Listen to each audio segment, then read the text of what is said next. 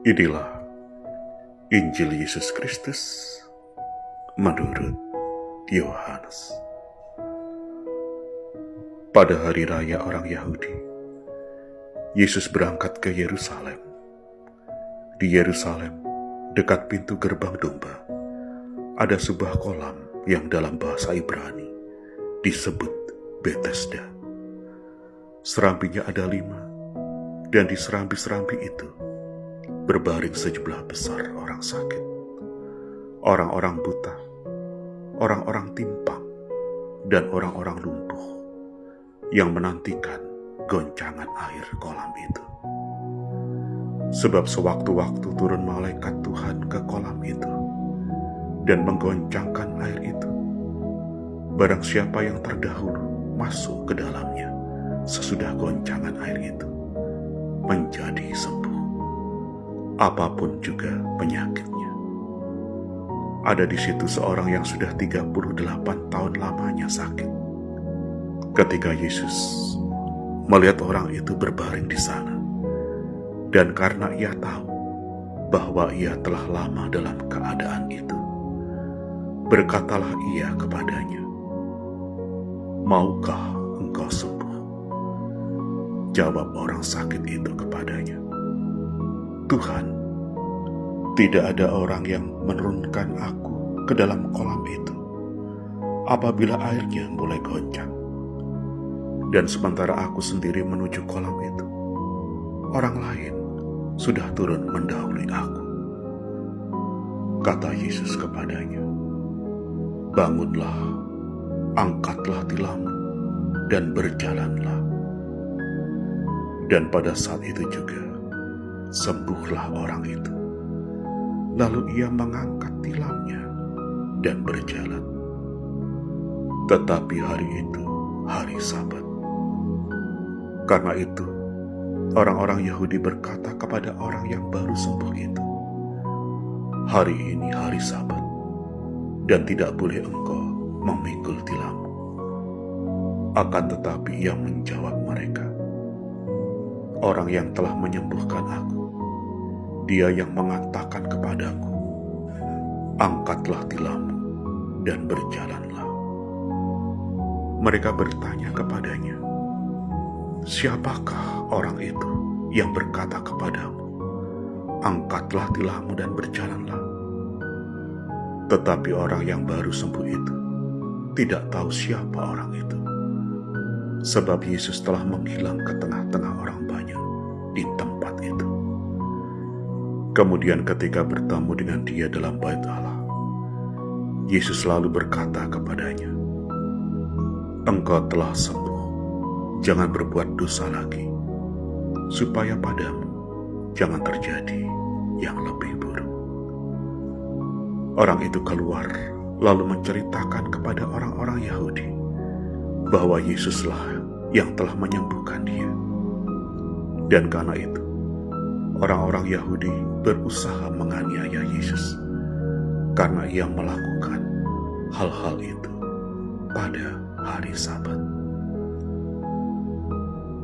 Demikianlah Injil Tuhan. Saudari dan saudara yang terkasih dalam Kristus, 38 tahun menderita sakit adalah waktu yang sangat panjang, penuh kesabaran yang teruji. Mungkin juga penuh keputusasaan yang perlahan merayap. Ketika Yesus melihatnya, ia tidak sekedar melihat tubuh yang lemah, tetapi pribadi yang kehilangan harapan. Ia tahu betul perjalanan hidup dan penderitaan orang tersebut. Setiap kali air kolam bergoncang, ia selalu terlambat. Tidak ada yang membantunya, dan usahanya sendiri selalu gagal. Dari kisah kolam Betesda, kita dapat simpulkan bahwa Tuhan kita bukanlah Tuhan yang tidak peduli. Ia melihat setiap kesulitan kita, setiap air mata yang jatuh, setiap usaha yang tampaknya sia-sia.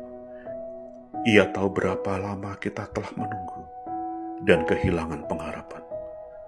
Berapa kali kita telah berusaha namun belum mendapatkan hasil. Tidak ada satu pun detil hidup kita yang luput dari pandangannya. Pertanyaan, maukah engkau sembuh? Mungkin terdengar aneh. Bukankah jelas setiap orang sakit ingin sembuh? Namun pertanyaan ini menyentuh hati yang lebih dalam. Selama 38 tahun, orang itu telah terbiasa dengan kondisinya, dengan keputusasaannya, dengan ketergantungannya pada orang lain, dengan harapan yang selalu pupus atau luntur, dengan rasa kecewa. Terbiasa berbaring di tempat itu, terbiasa dengan alasan, tidak ada yang menolongku. Itu adalah daftar keluhan yang masuk akal. Tetapi Yesus tidak berhenti di situ. Ia tidak menanggapi alasan itu dengan penjelasan, melainkan dengan perintah yang sederhana dan penuh kuasa. Bangunlah, angkatlah tilammu, dan berjalanlah. Tuhan tidak menunggu sampai semua alasan, sampai semua hambatan kita hilang untuk memulihkan kita. Ia menawarkan pemulihan yang tidak bergantung pada usaha manusia atau bantuan orang lain, tetapi bergantung pada kuasanya sendiri. Alasan kita mungkin benar di mata manusia, tetapi di hadapan kuasa Tuhan, alasan itu tidak menjadi penghalang baginya untuk bertindak, karena tiada yang mustahil baginya dan bagi mereka yang percaya kepadanya. Orang itu tidak ragu-ragu. Saat Yesus berkata, bangunlah, ia bangun. Saat Yesus berkata, angkatlah tilammu dan berjalanlah, ia melakukannya. Dan pada saat itu juga, ia sembuh. Saudari dan saudara, pemulihan datang melalui ketaatan. Mungkin bagi kita, perintah Tuhan itu terdengar mustahil. Bangunlah dari kesedihan, angkatlah beban dosamu, dan berjalanlah. Berjalanlah dalam iman, meskipun kamu belum melihat jalan keluarnya. Namun ketika kita taat, bahkan dengan sedikit iman, kuasa Tuhan akan bekerja di dalam kita. Kita tidak perlu menunggu sampai kita merasa kuat untuk taat. Justru ketika kita taat, kita akan menerima kekuatan darinya. Yang terakhir, Tuhan bersabda, engkau telah sembuh, jangan berbuat dosa lagi, supaya padamu jangan terjadi yang lebih buruk. Kesembuhan itu bukan hanya soal tubuh, tetapi juga soal hidup yang diperbaharui. Tuhan tidak hanya ingin mengangkat kita dari kesulitan, tetapi juga menuntun kita untuk hidup lebih baik. Selamat berefleksi. Tuhan memberkati.